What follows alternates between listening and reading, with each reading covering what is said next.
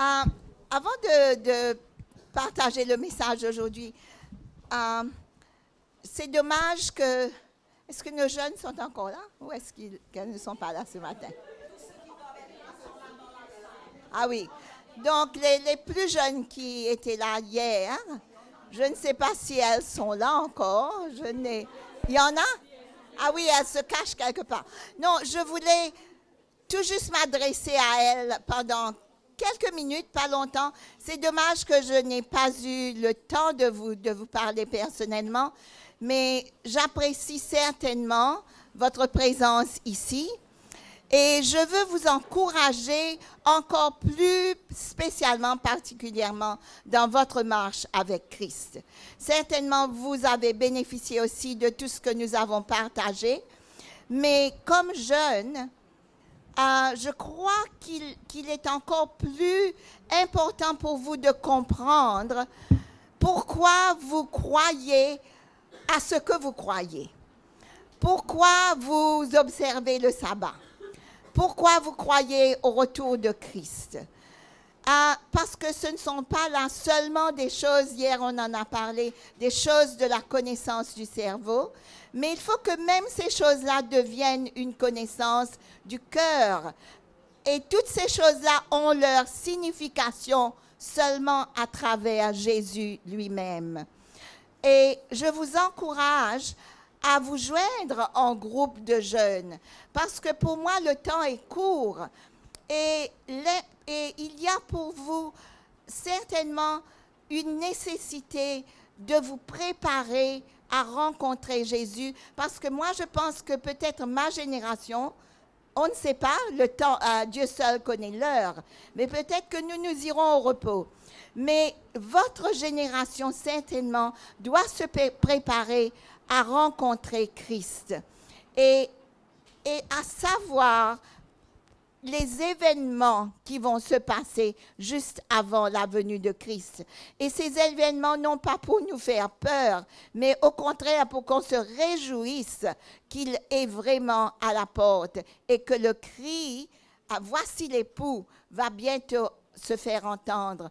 Que vous, comme jeunes, vous encouragez vos amis à garder leurs lampes prêtes, remplies de l'huile du Saint-Esprit. En m'adressant aux jeunes à Parramatta récemment, j'ai parlé de ce besoin, et c'est ce que j'ai partagé un peu à Mataya jeudi soir, de ce besoin du baptême du Saint-Esprit. Ellen White en parle beaucoup, et elle dit que c'est dommage que l'Église, et c'est à cette époque qu'elle écrivait il y a plus de 100 ans, que l'Église ne parlait pas assez du baptême, de la nécessité du baptême du Saint-Esprit.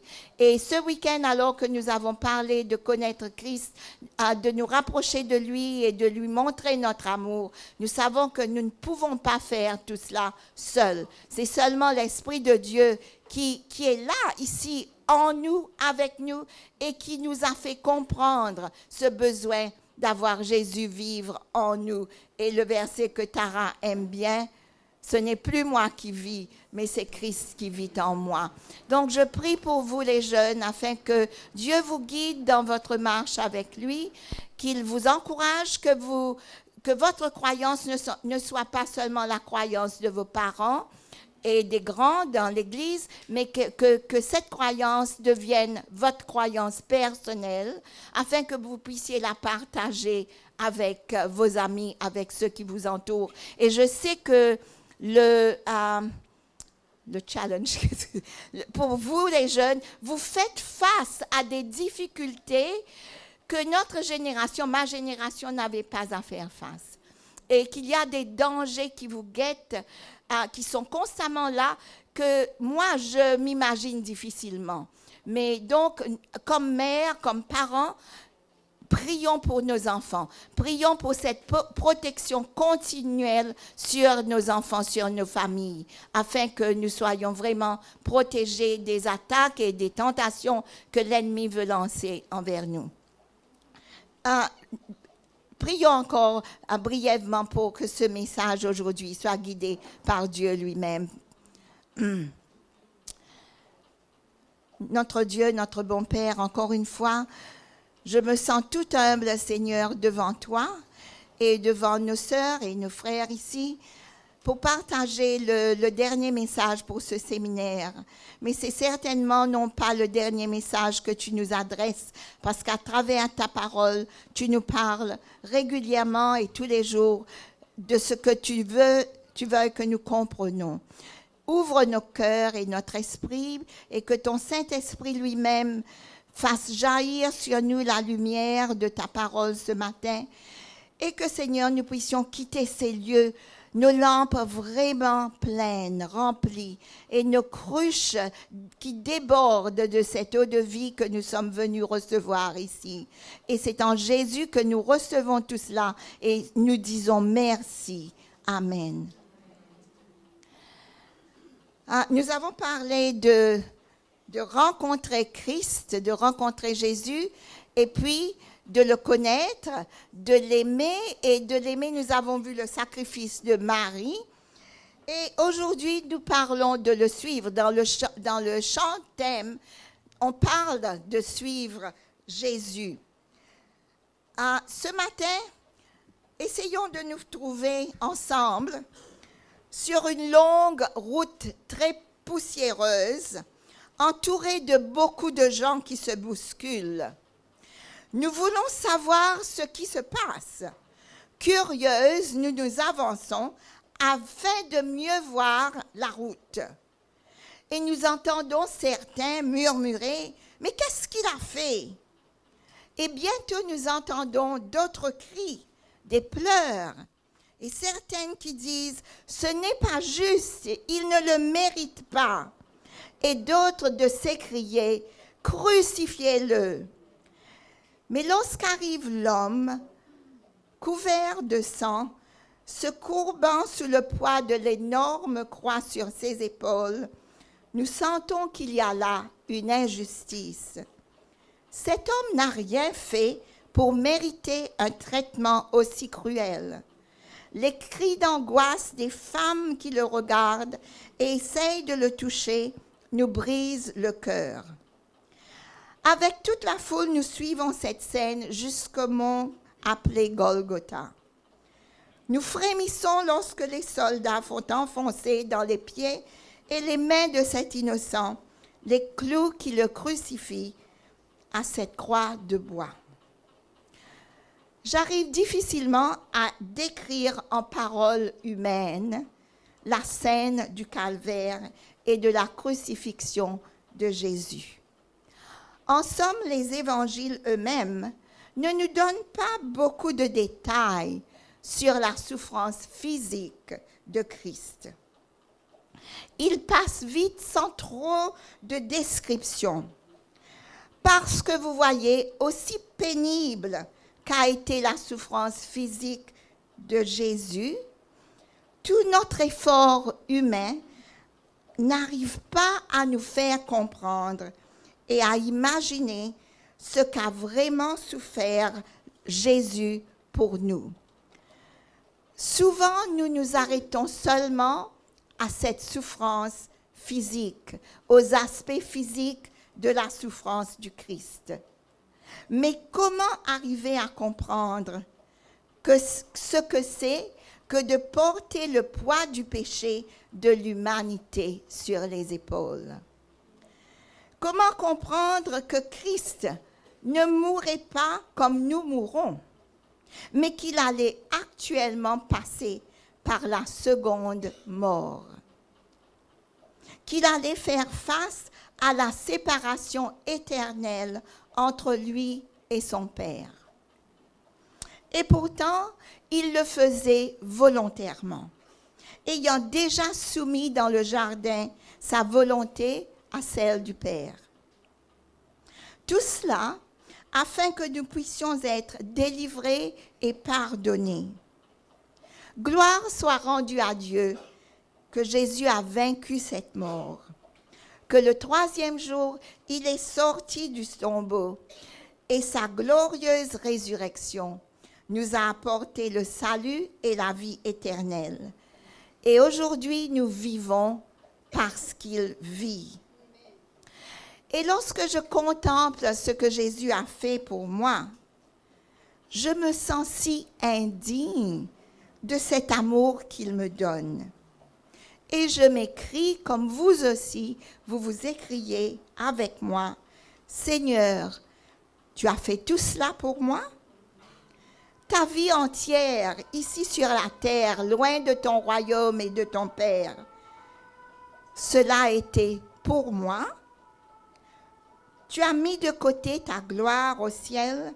Tu es descendu dans ce monde de ténèbres, de péché, un monde qui aurait fait ta nature divine frémir de dégoût.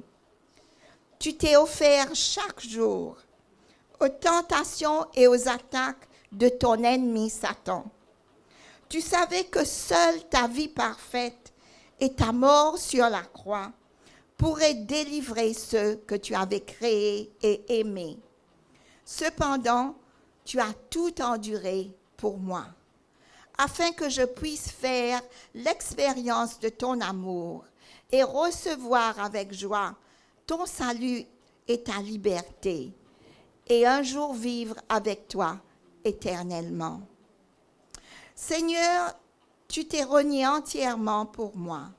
Tu t'es soumis à la volonté de ton Père. En retour, alors que j'accepte le don que tu me fais, qu'est-ce que je peux faire pour t'aimer, pour te montrer que je t'aime? Et Jésus nous donne sa réponse ce matin dans Luc 9, verset 23. Et c'est là un défi un peu qu'il nous lance aussi. Si quelqu'un veut venir après moi, qu'il renonce à lui-même, qu'il se charge de sa croix et qu'il me suive. Donc le premier pas à suivre Jésus, c'est à renoncer à soi-même. C'est là, nous dit un écrivain, le sermon le plus difficile à prêcher et à mettre en pratique, le renoncement de soi. Nous chantons ce cantique, hein, je me soumets à toi. Je sais, c'est I surrender all en anglais. Et, oui. Mais renoncer veut dire abandonner, rejeter le soi, le remettre tout, dire non à tout ce qui concerne notre être entier.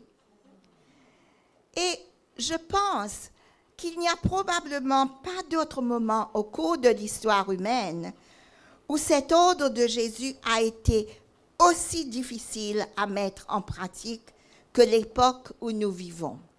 Parce que voyez-vous, nous vivons dans un monde où l'amour de soi est encouragé, où nous sommes invités à penser à nous-mêmes d'abord, à nous mettre, à se mettre debout pour nous-mêmes, à défendre nos droits, à nous connaître, à nous protéger. La liste est longue. Donc, comment renoncer à nous-mêmes? Et comment apprendre à nos enfants à renoncer à eux-mêmes? Nous avons parlé du changement extérieur qui est souvent plus facile à faire que le changement intérieur. Et quelquefois, quand nous voulons renoncer à soi pour Jésus, nous nous concentrons sur la personne extérieure.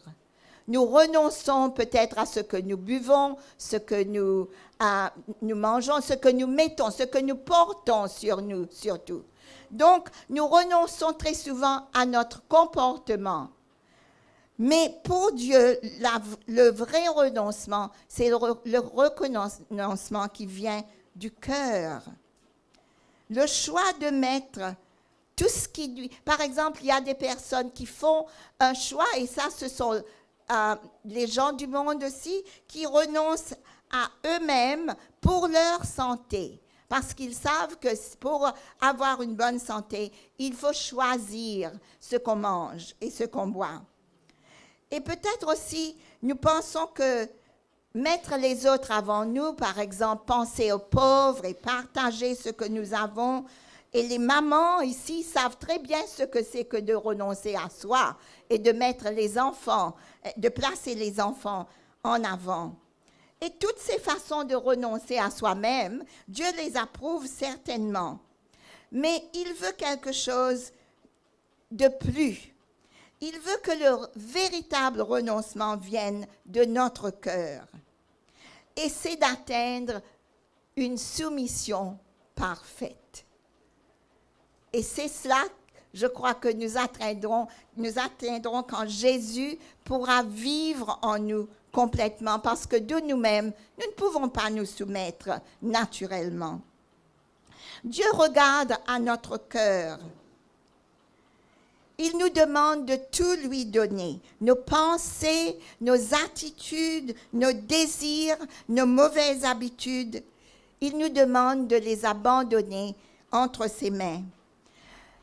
Et ce n'est pas pour lui qu'il nous demande cela, parce qu'il sait que si nous nous attachons à ces choses-là, nous ne pouvons pas vraiment grandir et le connaître. Ils détruisent notre relation, non seulement avec lui, mais avec les autres aussi. Donc, renoncer à soi-même, c'est de laisser Jésus prendre le contrôle de notre vie. Et encore plus, le contrôle que nous voulons garder sur les autres. Et comme mère, c'est très facile d'essayer de faire cela. Mais Jésus nous dit, oui, tu veux toi garder contrôle sur ta famille, sur tes enfants, mais donne-moi ce contrôle-là.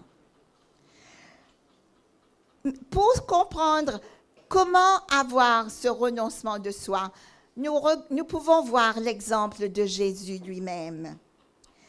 Il n'a vécu que pour les autres. Il ne s'est jamais flatté ou vanté de ses actions et de ce qu'il était. Il a placé le besoin des autres avant les siens. Et dans le jardin, il a soumis sa volonté à celle de son Père. Il ne s'est même pas défendu quand il a été faussement accusé. Et nous, très souvent, quand quelqu'un dit des choses de nous que nous n'aimons pas et nous savons que ce n'est pas vrai, nous essayons de nous défendre.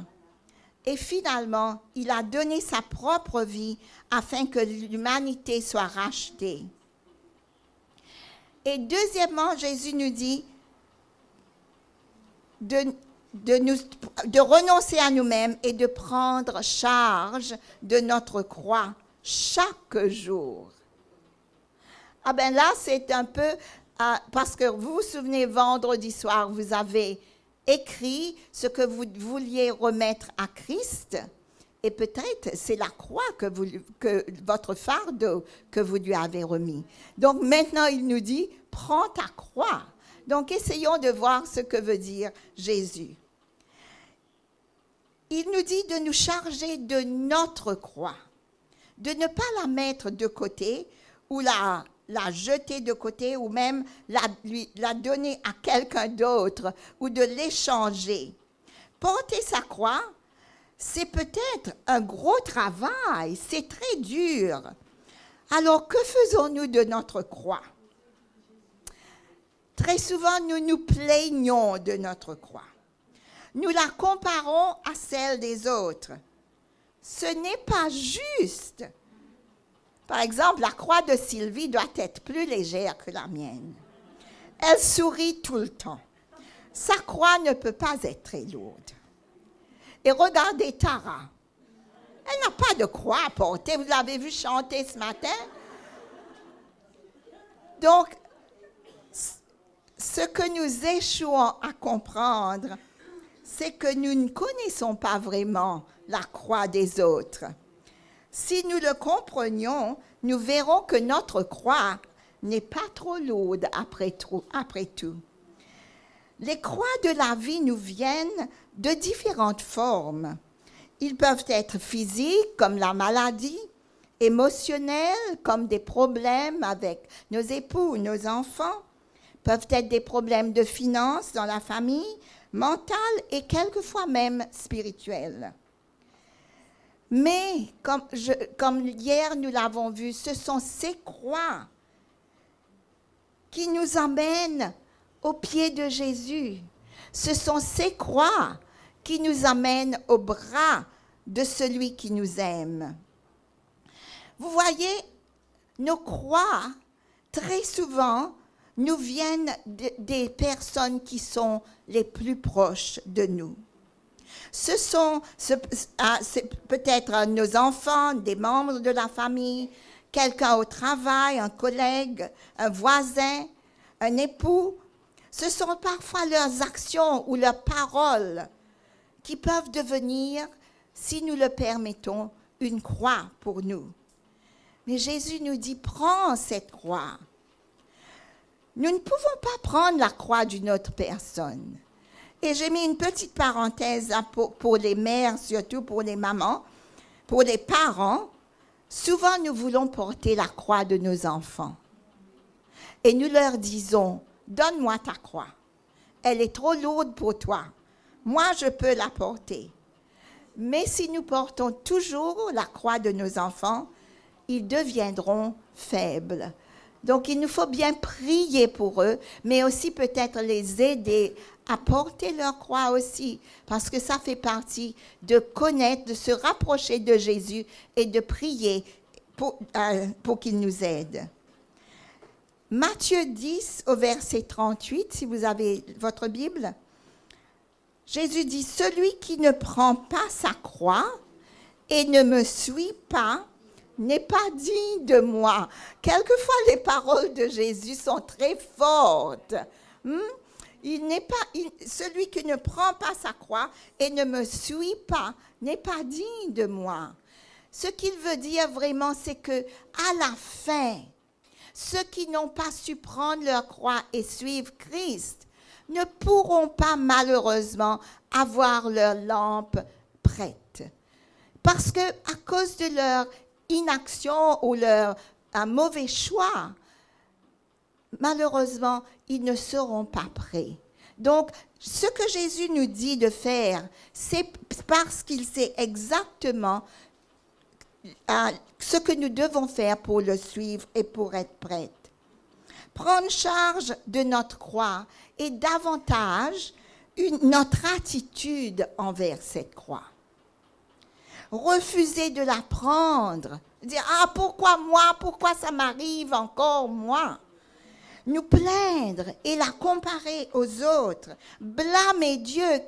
Souvent, il arrive aux personnes de même blâmer Dieu et dire « Toi, tu ne m'aimes pas, pourquoi tu m'envoies cette croix encore une fois ?»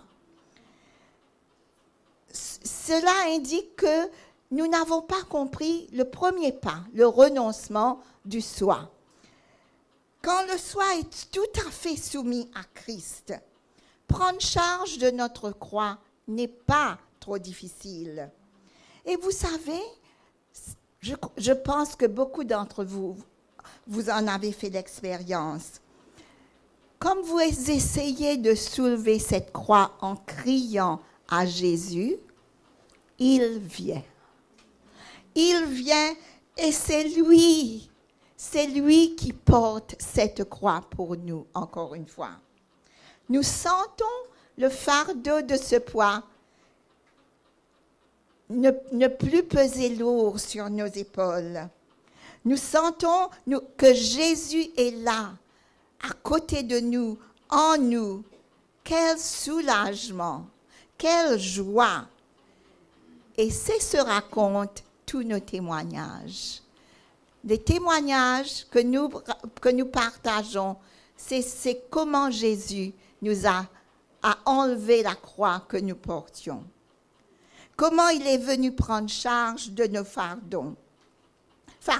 Nous le louons et nous exaltons son nom. Nous sommes soulagés. Mais dans cette vie, malheureusement, il y a d'autres croix qui arrivent. Et espérons que lorsqu'arrive la prochaine croix, nous avons déjà appris ce qu'il faut faire. Et nous nous retournons tout de suite à Dieu. Et si cette croix, il y a des croix légères, il y a des croix plus lourdes, mais si cette croix est très, très lourde pour nous, si nous n'arrivons pas nous-mêmes à crier à Jésus, j'espère que vous avez autour de vous un groupe de prière. Un groupe, c'est pour ça que je trouve le ministère des femmes vraiment encourageant. C'est pour ça que nous avons autour de nous des sœurs que vous avez appris à connaître ici. Même si c'est une amie, une sœur, comme je l'avais dit hier, en qui vous pouvez faire confiance, vous l'appelez, vous lui envoyez un mail ou un texte, n'importe quoi pour lui dire « Prie pour moi ». Si vous ne pouvez pas dire quel est le fardeau, vous pouvez seulement lui dire « Jésus sait, mais toi prie pour moi ». Et je vous dis que ça aide quand il y a 2 ou 3 personnes qui sont en train de prier pour vous, au moment même où vous sentez le fardeau de votre croix. Et finalement, tout cela nous amène à suivre Jésus. Vous savez, quand Jésus était sur la terre, il y avait toute une foule qui le suivait partout où il allait. Et dans cette foule, tout le monde ne voulait pas être ses disciples. Tout le monde ne voulait pas vraiment le connaître. Certains, par intérêt, parce qu'il avait guéri des malades, donc ils étaient là pour être guéris eux-mêmes. D'autres étaient curieux par ce qui se passait. Et certains, comme nous le savons, étaient là que pour chercher à le critiquer et à l'accuser. Et dans l'évangile de Matthieu, chapitre 4, quand Jésus appela ses disciples, les 4 premiers furent Pierre et André, et ensuite Jacques et Jean.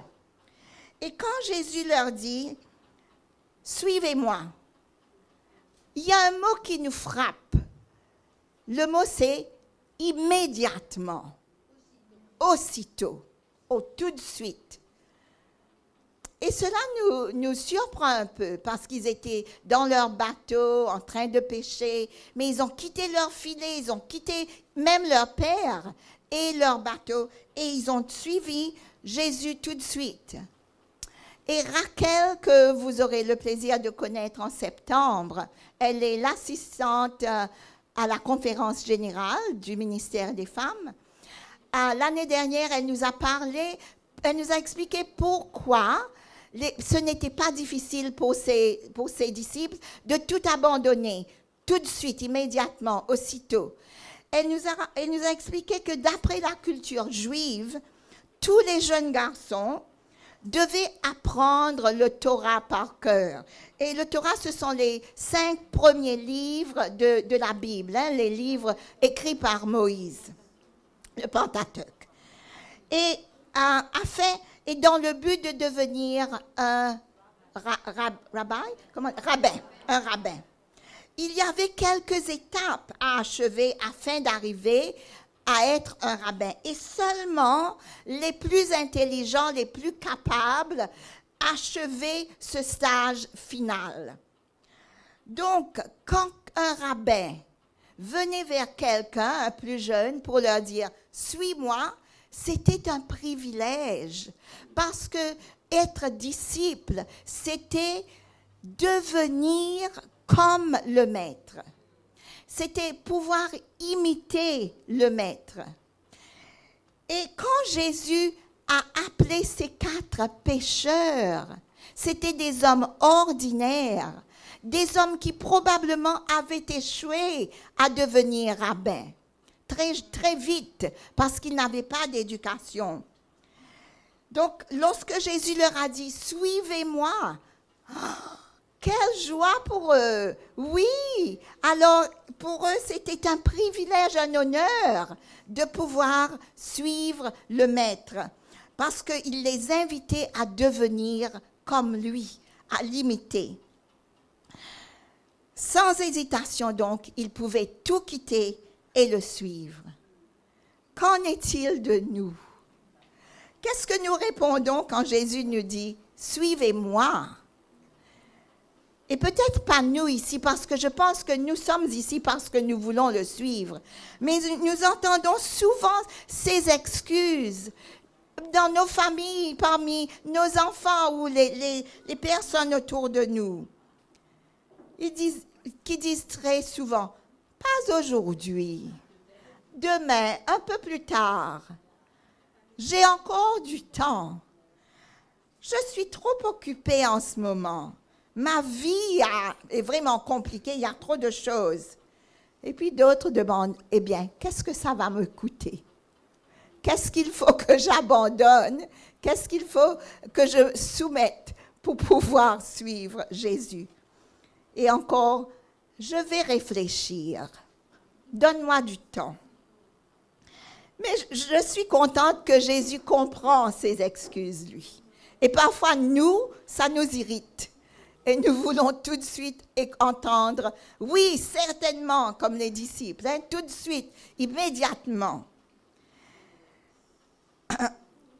Là, ce week-end où nous sommes venus pour connaître, pour rencontrer, aimer et suivre Jésus, et témoigner de notre amour pour lui en partageant avec les autres ce qu'il a fait pour nous, je pense que nous nous sommes déjà engagés à le suivre. Je le vois sur vos visages. Mais les deux choses, il nous demande encore. Renonce à toi-même et prends charge de ta croix. Et en parlant avec certaines d'entre vous ici, et je pense que c'est aussi la même chose pour beaucoup, je sais que vous portez de lourdes croix sur les épaules, mais ce que Jésus nous demande de faire, non seulement pour lui plaire, mais parce qu'il sait que pour avoir l'amour, la joie, la paix, tous les fruits de l'esprit, il nous faut renoncer à nous-mêmes. C'est le seul moyen qui permet au Saint-Esprit de travailler complètement dans nos cœurs. Et vous savez, cette soumission ne nous vient pas naturellement. C'est pour ça la prière, c'est pour ça les scénettes que nous avons vues et vous avez tout partagé. Pourquoi passer du temps à connaître Jésus dans sa parole? C'est à ce moment-là que nous pourrons vraiment renoncer à nous-mêmes. Et peut-être par notre renoncement, nous deviendrons encore plus cette lumière qui brille là où nous sommes. Nous montrerons vraiment que Jésus vit en nous. Comme Marie, tranquillement, notre témoignage parlera par notre comportement. Je voudrais vous demander pour un court moment, dans les cahiers, vous aviez remis à Jésus le premier soir un fardeau. Dans votre cahier aujourd'hui, parce que vous allez l'emporter avec vous et vous pourrez relire et prier à ce sujet. Je vous encourage, je vous invite à écrire un engagement personnel. Un engagement à suivre Jésus et à lui soumettre tout ce que vous avez sur le cœur, qui peut-être pèse encore un peu. Et l'inviter à remplir votre vie, votre cœur et vos foyers de sa présence par son Saint-Esprit. Et aussi de remplir nos églises par sa présence et son esprit. Je vous encourage à vous engager à toucher, non de vous-même, mais à travers Christ, le cœur de celui ou celle qui vous a fait le plus de peine. Parce que cette personne a besoin d'être touchée par Jésus et de comprendre son amour. Laissez-vous guider par le Saint-Esprit pendant quelques moments. Laissez-le vous dire, vous montrer qu'est-ce qu'il faut lui soumettre, à quoi vous voulez renoncer. et quelle croix vous voulez lui donner. J'aimerais prier pour ce que vous avez écrit et ce que vous avez soumis à Dieu. Seigneur Jésus, c'est en ton nom que nous nous approchons du trône de la grâce de Dieu. Et Seigneur, je veux prier pour tout ce que ces dames, tous ceux qui sont ici ont écrit de leur cœur, guidés par ton esprit. Ce qu'ils ont remis entre tes mains et le fardeau qu'ils t'ont donné, et ce qu'ils te demandent, Seigneur, de les aider afin qu'ils puissent te suivre. Place ta main sur tous ceux qui sont ici et sur leur famille, sur leur foyer. Je prie pour que tes anges soient autour d'eux continuellement, pour que ta parole en Jésus soit le centre de leur vie, de leur famille et de leurs églises, afin que, Seigneur, Jésus devienne aussi le centre de cette nation, de ce pays. Donc, bénis Jésus tout ce que nous avons écrit, tout ce que nous remettons entre tes mains, et surtout les choses auxquelles nous voulons renoncer pour toi. Donne-nous par ton esprit la sagesse, le pouvoir, la direction, et que nous soyons continuellement guidés par ta parole, afin de pouvoir être encouragés dans ce monde où les découragements et les fardeaux et les problèmes nous entourent très souvent. Donc, bénis-nous et guide-nous au cours du reste de cette matinée, parce que nous voulons que ton nom soit glorifié. Et nous voulons sortir et retourner à la maison, nos lampes pleines et le cœur joyeux par ta présence en nous. C'est en ton nom, Jésus, que nous prions. Amen.